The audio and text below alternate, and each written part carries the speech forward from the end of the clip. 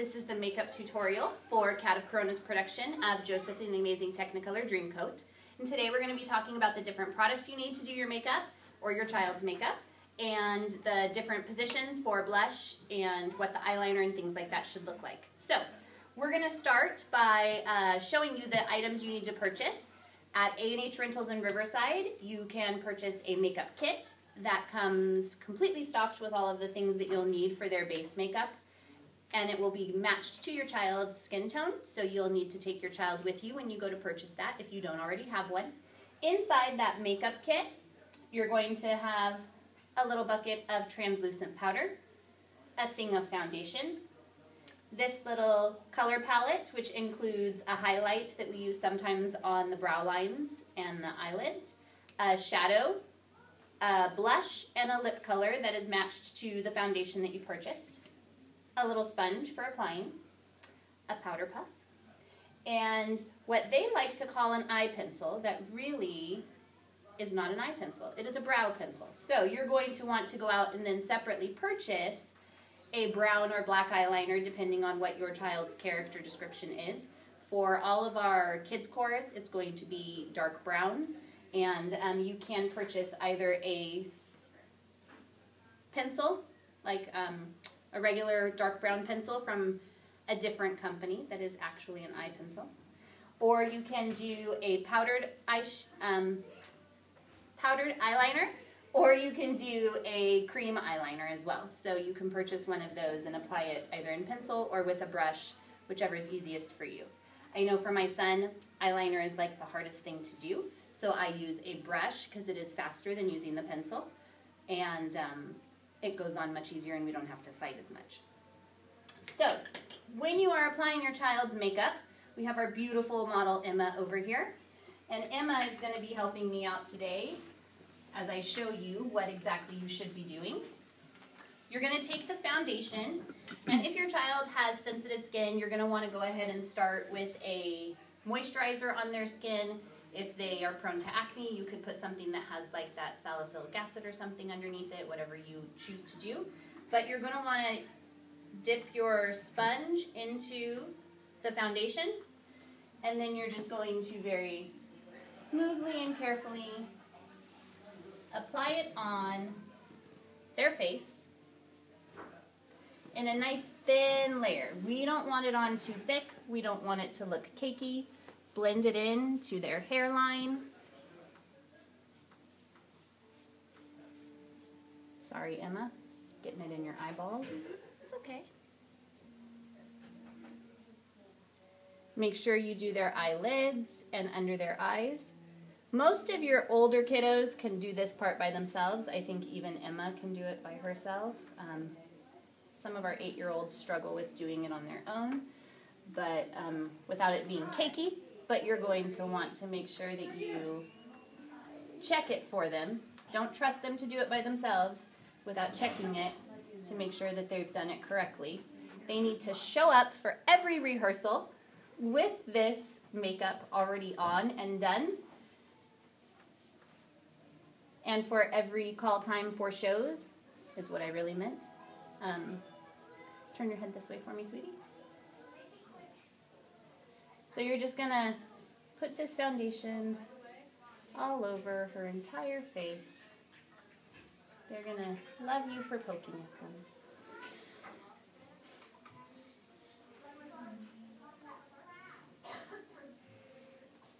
Blend it down into the creases of the nose. Sorry again, Emma. Go ahead and blend it in through their eyebrows as well. If your child has really light eyebrows that you can't really see, you're going to want to use that brow pencil to go ahead and fill those in, but not every child will need that, only if you have light brows. Emma's brows are nice and dark. So once you get that foundation set, if you are using the blush that comes in your little kit, on the back of this cream palette, it's going to tell you which one is which. Sometimes it's confusing because they might not look like a blush, it might not look like a lip color, but it's supposed to be. So on this one, it's this one in the bottom. For child's position, I'm just going to take my finger and I'm just going to put a little bit on my finger, and right here in this little apple of the cheek is where I'm going to place this color. I want to do it in an upside down teardrop, so I just like to do like a small triangular pattern. I don't want to go too close to the nose. I don't want to go up too high, and I don't want it to go down too far into the lip area either. I do not ever want a circle because we are not clowns, but I'm putting it just in this area right here, just so it looks like Emma was out in the sun and she was just kissed by Mr. Sun on the apples of her cheeks. Okay? And that's going to be how I'm going to do child's position blush with the cream. If I am using a brush and a powdered blush, try to get something that does not have any pearlescent or iridescent color to it. You want it to just be a matte color because we don't really want that shine. This one does have some pearl in it, but certain shows we will ask for it. This one we don't want any shinies. Put a little bit on the brush and you're just going to do a downward little triangle in the same exact place on her cheek, and then blend it in.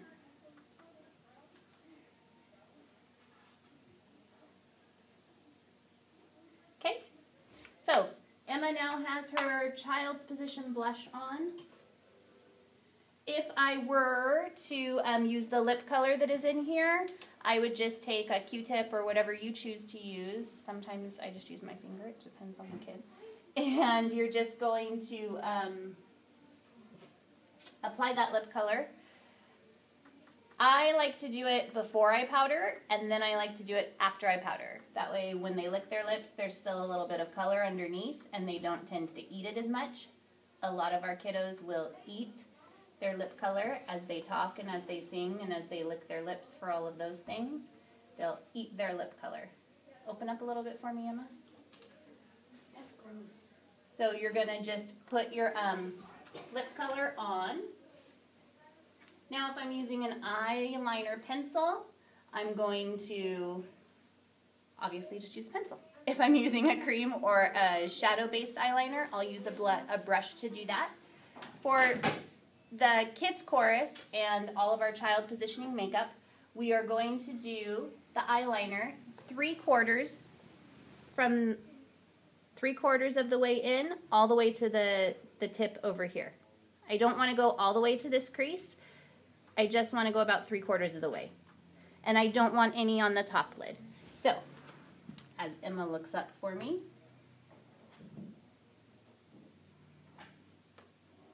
I'm just going to put a thin line. Sorry?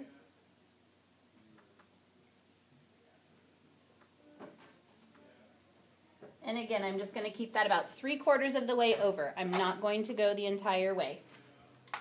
If I'm using a brush and I like a powder, personally, some people like a cream. It just depends on what you'd prefer. I'm going to put this on here, and I'm going to have her look up again.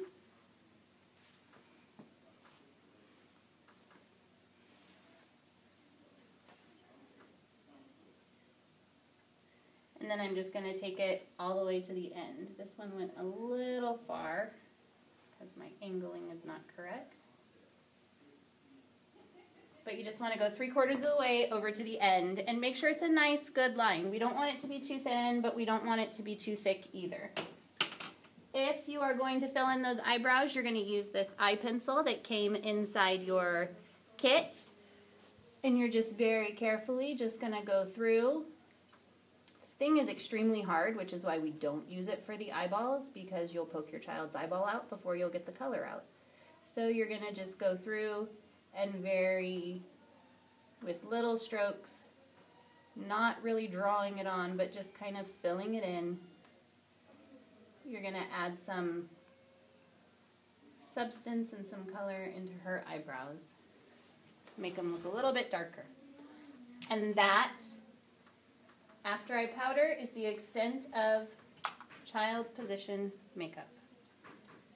So I'm going to go through and I'm going to powder her. Be a little generous with the powder. That's what really sets the makeup, holds it in place. Again, it's super important that you use the theater makeup. If you use like a regular Clairol, Revlon, something like that, it's not going to hold as well. It's going to, when they sweat, it's going to sweat off. They're not going to look as well, as good as the other kiddos. So make sure you use the theater makeup. If you have any questions, you can ask any one of your lovely makeup people, and we'll be more than happy to help you out with it. If you have a teen daughter, really quick, the teen chorus makeup is really the same as this, with the exception of the blush position. For the teens, we're not going to do the child's position blush. We're actually going to do more of a women's position blush. And this, again, is only for the boys. I mean, for the girls. The kids' makeup is for boys or girls. But for the teen chorus, your girls' blush is going to just be in that upward sweep along right underneath the cheekbone. We do not want it super bright. We do not want it to look like it's painted on there, but you are going to go up with it a little bit just to give that sun kiss along the cheekbone, more definition to the cheekbone for our teens, because really they're playing the parts of adults most of the time.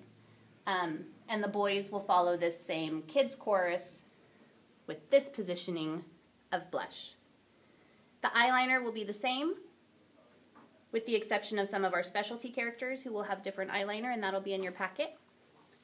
And for our kids chorus, I did forget, you're going to want to finish it off with some mascara for the girls only. The boys don't get mascara. We don't torture them with it. But we do torture the little girls. You're going to want to put it just on the upper lashes. We are not going to put any mascara on the lower lashes for these kiddos. For our teen chorus, they are going to have mascara on their upper lashes, none on the lower lashes. And for some of our specialty characters, we are going to have fake eyelashes, so you will need to buy some eyelash glue, and we will tell you where to buy the eyelashes and what size and style to buy. So if you have any other questions about the basic makeup, please let us know. Otherwise, please make sure that your child comes to all Heck Week rehearsals that are dress rehearsals with hair and makeup, and to every pre-show with their base foundation, their eyeliner, their blush, and their lips on. Thank you.